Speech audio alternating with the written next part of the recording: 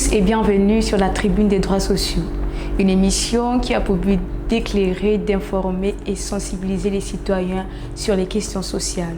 Aujourd'hui, nous abordons un thème qui concerne particulièrement les travailleurs et les employeurs, à savoir les nouveaux taux de cotisation de la CNSS. Que faut-il comprendre de ces changements et quels sont les impacts?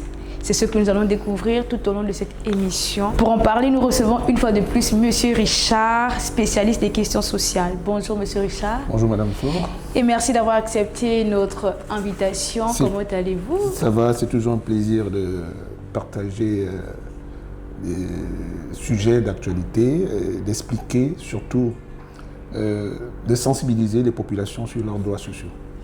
C'est un plaisir pour nous également. Alors, pour commencer, pouvez-vous nous expliquer simplement ce que c'est la CNSS? Alors, la CNSS est un sigle, ce qui veut dire la Caisse nationale de sécurité sociale. C'est donc un établissement public soumis aux règles de gestion de droit privé. La CNSS, cette définition émane de la nouvelle loi, la 037, du 17 juillet 2023, donc qui définit la CNSS comme un établissement public soumis aux règles de gestion de droit privé. Selon le Code de sécurité sociale, la loi numéro 6/75 du 25 novembre 1975, la CNSS était définie comme un établissement privé. Alors, ça a évolué. Et elle garde toujours sa personnalité juridique et jouit d'une autonomie de gestion administrative et financière. Elle est placée sous l'autorité de la tutelle technique, donc le ministère, dans la loi c'est écrit protection sociale, mais ces ministères aujourd'hui, ils sont appelés les affaires sociales. Voilà. Et dites-nous, à quoi servent les cotisations sociales? Il faut d'abord dire que la cotisation sociale est un impôt social, si on peut le dire ainsi. D'accord. Qui est essentiellement prélevé sur les salaires des travailleurs du secteur privé et qui permet donc d'offrir des prestations techniques, en termes simples, des prestations familiales, les retraites, les accidents de travail et les maladies professionnelles aux travailleurs et à leurs familles. Alors dites-nous, pourquoi les taux de cotisation sociale ont-ils été révisés récemment? Les taux de cotisation sociale ont été révisés pour des raisons de soutenabilité financière. En termes simples, c'est pour permettre la pérennité de la branche des régimes de pension. Voilà. Au regard des études actuarielles qui avaient été menées, il se trouve que le régime, la branche des pensions est en déficit grave. Ce qui fait que si rien n'était fait, d'ici 2030, on n'allait plus payer les pensions de nos retraités. Et les jeunes travailleurs, ceux qui sont sur le marché, du moins ceux qui travaillent, qui cotisent actuellement, n'auraient pas eu la garantie de bénéficier de leur pension au moment où ils iraient à la retraite. Quels sont les nouveaux taux appliqués aujourd'hui et à qui s'adressent-ils? Le taux global de cotisation est aujourd'hui à 23%. À l'époque, il était à 18,5%. Il faut d'abord partir de l'ancienne répartition avant de parler du nouveau taux. Et il faut dire une chose, c'est que dans le décret qui a été publié, promulgué, a permis de faire deux actions. Il y a le réajustement d'abord, ensuite l'augmentation. L'augmentation au niveau de la branche des pensions qui était déficitaire. Le réajustement, c'est-à-dire que dans le taux de pension, le taux de cotisation qui concernait les prestations familiales, il était de 8%. On a enlevé 3% pour ajouter au niveau du taux de pension. Le taux de pension, globalement, était à 7,5%. Le taux le plus bas de la Cypresse, de la zone Cypresse.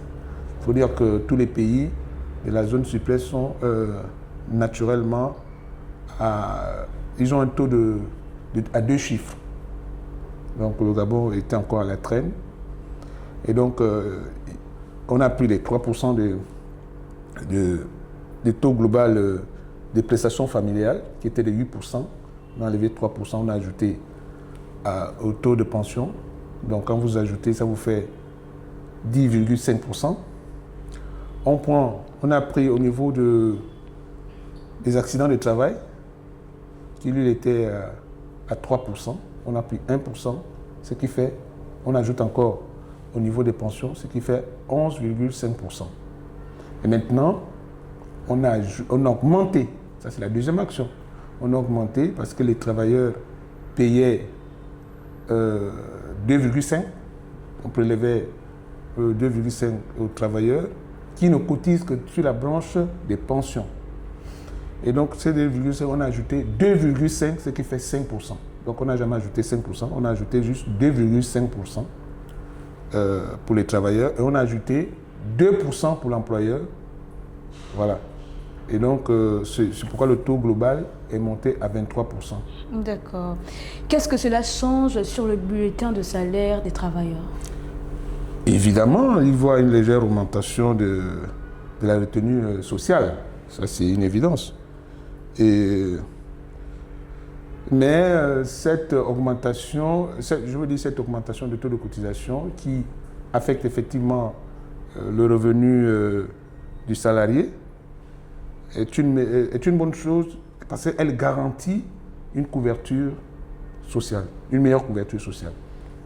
Et dites-nous ce que cela implique pour les employeurs. Pour les employeurs, évidemment aussi que ça augmente leur charge sociale, mais nécessaire justement pour la couverture sociale de leurs salariés et de leurs familles. Un travailleur qui ne se porte pas bien, un travailleur qui n'a pas le soutien naturellement de la Caisse nationale de sécurité sociale, vous comprenez que ce travailleur ne peut pas être productif. C'est la raison pour laquelle nous avons choisi le système de sécurité sociale, qui est le meilleur. Voilà. D'accord. Donc, à quoi servent ces cotisations et qu'est-ce que les citoyens peuvent en attendre à long terme? Naturellement, les cotisations sociales servent à payer les prestations qui sont offertes aux travailleurs du secteur privé, évidemment, et à leur famille. Voilà. Les citoyens peuvent s'attendre à l'amélioration de leur couverture sociale, comme je le disais tantôt. Voilà. Et la garantie comme quoi, pour ceux qui travaillent effectivement, et qui cotisent, ils bénéficieront effectivement de leur pension. Voilà l'objectif même de cette réforme, c'est de garantir la pérennité du régime et surtout la soutenabilité financière de ce régime. Que reste-t-il en cas de non-respect de ces nouvelles règles? Évidemment, si les employeurs ne respectent pas ces nouveaux taux, ils s'exposent à des sanctions financières et juridiques prévues par la loi 037. Êtes-vous sûr? Oui, ce sont les règles qui sont fixées sur le territoire gabonais. Ok. Quels conseils pratiques donneriez-vous aux travailleurs pour mieux comprendre leur bulletin de salaire? On dirait tout simplement aux travailleurs de souvent vérifier leurs bulletins pour voir le niveau de cotisation qui sont prélevés. Également qu'ils se rapprochent soit du média panafricain pour donner plus d'explications par rapport aux augmentations, par rapport aux prestations qui sont offertes par la Caisse nationale de sécurité sociale.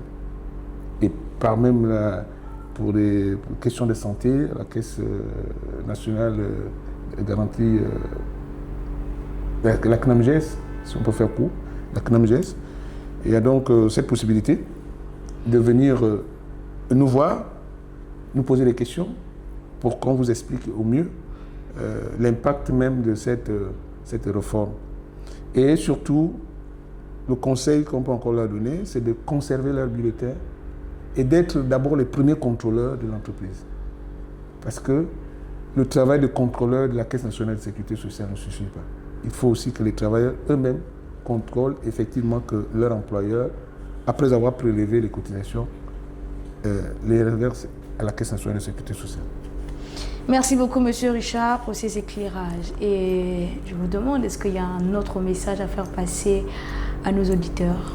Oui, il faut dire aux travailleurs que les nouveaux taux de cotisation ne sont pas seulement une charge supplémentaire, mais un investissement collectif dans notre avenir. Chaque cotisation renforce notre sécurité sociale, protège nos familles et garantit que demain, nous pourrons compter sur un système plus juste et plus solide. C'est ça l'impact même, sinon l'objectif de la réforme en cours. Merci à tous et à tous de nous avoir suivis et à très bientôt pour la prochaine émission. Sur ce, portez-vous bien.